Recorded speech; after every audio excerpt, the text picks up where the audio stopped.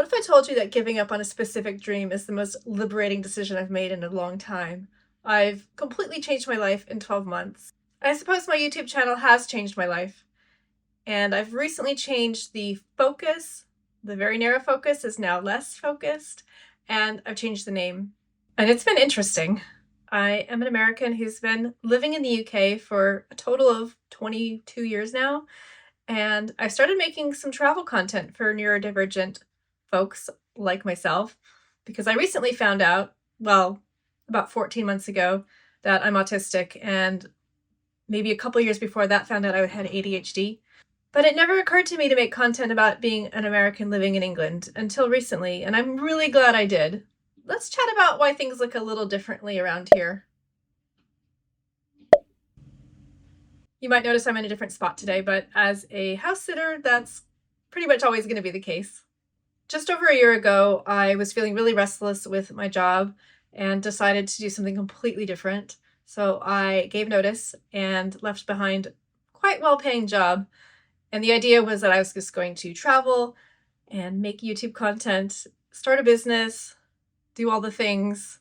I had a really grand vision of creating a travel coaching business, supporting neurodivergent travelers. I still might do that in the future, but I feel like maybe my timing was off. I poured everything into setting up as a US-based business, even though I was based here, I intended to be based here apart from when I was traveling. The reason I chose the US is because I assumed it would be a bigger market. The other thing is that in the YouTube creator space, they always talk about niching down. And basically that means being very specific about who you want to reach and making only content that speaks to that type of person, which I thought I would do.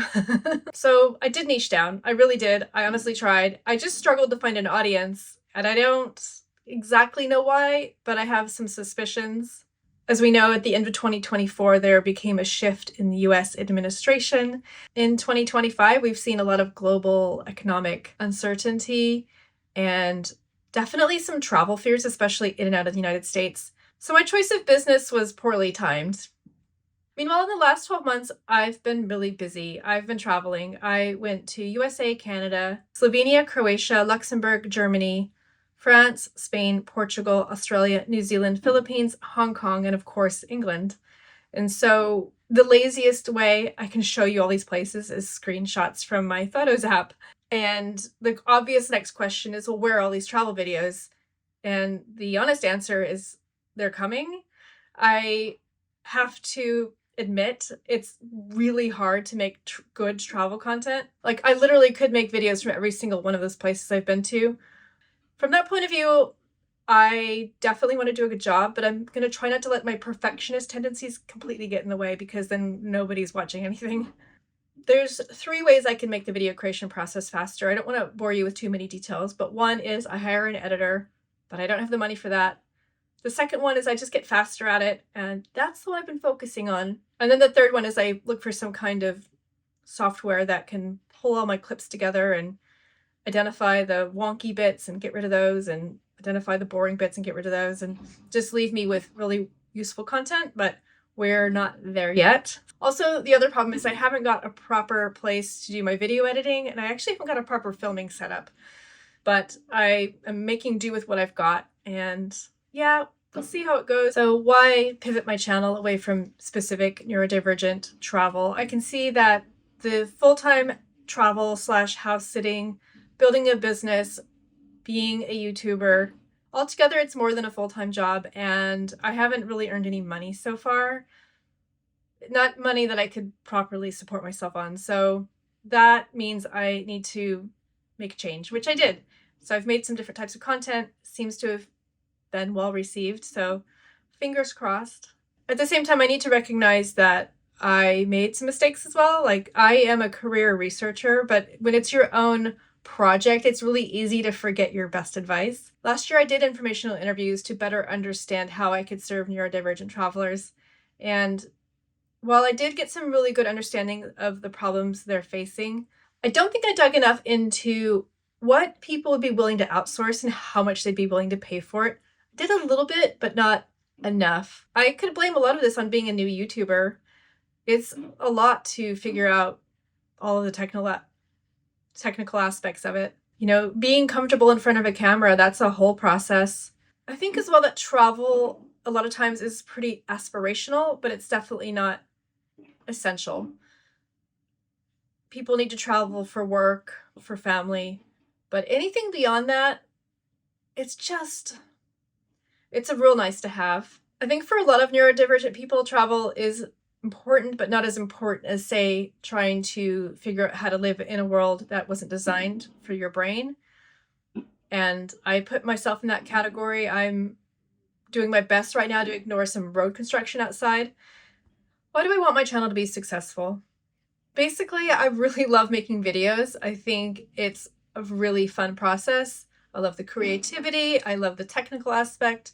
I love the data that comes with it. I really love seeing my watch time increase. That's fantastic. So yeah, I'd love to do this full time. We're definitely not there yet.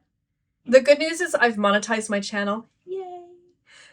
Especially considering the amount of time I've put into this. I feel like some of my videos took 4 solid days to create. My first month as a monetized creator wasn't enough to meet the payout threshold, but for this month, June, I think it'll be fine. It should be fine.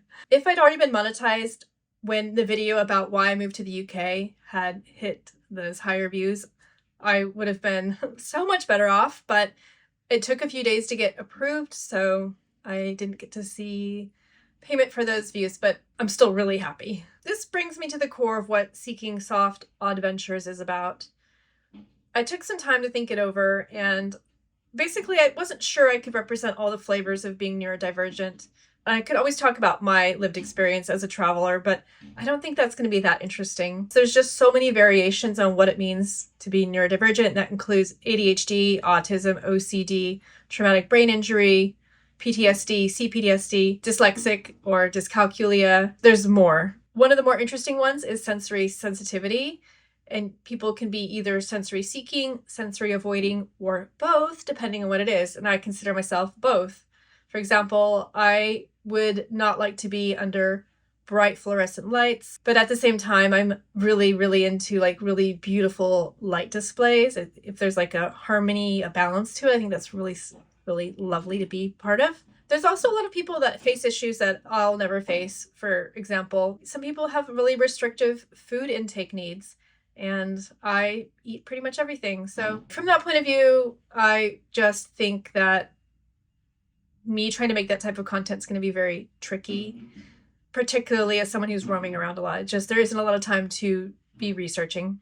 I did actually consider going whole hog into content that was more midlife, late diagnosed ADHD, but at the same time, there's so many other great creators out there.